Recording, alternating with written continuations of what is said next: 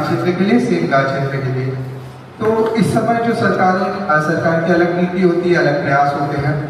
तो ये जो सरकार है ये कुछ इस तरह कार्य कर रही है कि इसकी जो भी मंशा अलग क्षेत्रों में हो उसका तो मुझे उतना ज्ञान नहीं, पर हमारे देश की संस्कृति, राजभाषा, राष्ट्रभाषा, इनके प्रति सरकार का कुछ सकारात्मक रवैया है। जो धारा 370 हटाई गई उसका एक पहलू आप बोल सकते हैं कि शायद सरकार की सोच थी।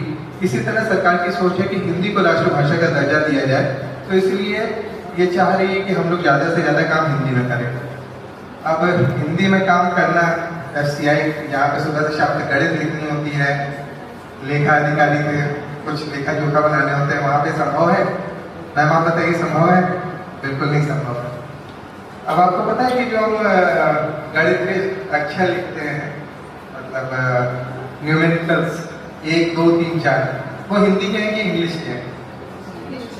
इंग्लिश।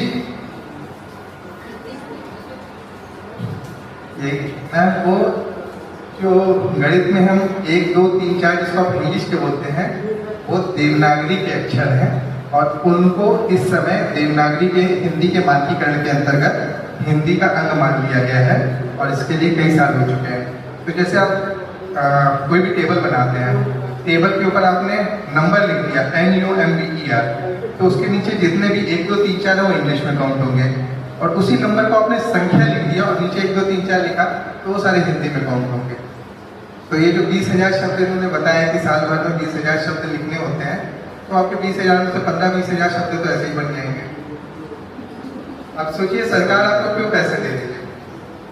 2-4 हज़ार रुपए सरकार कहीं भी दे सकती है आपको। 2,000 रुपए का कोई जैसे मायावती सरकार में हाथी बांटे गए थे या कुछ गिफ्ट बांट दिए जाए, सरकार आपको कैश दे रही है क्योंकि वो आपको एक तरह का लोभ लालच दे रही है। आप ये लालच लेना चाहते हैं, मैं तो लेता हूँ, लेकिन मुझे अलाउ नहीं है क्योंकि मैं खुद राजभाषा का हूँ। तो सरकार का जो मंतव्य है वो ये है कि आप हिंदी में काम करें। हिंदी में काम करने के लिए वो साम दाम दंड भेद जैसे भी अपनाए जाते हैं वो अपना रही है। तो आपको कुछ नहीं करना है, आपको थोड़े से जुगाड़ जिसको बोलते हैं शब्द, वो आपको प्रयोग करना है और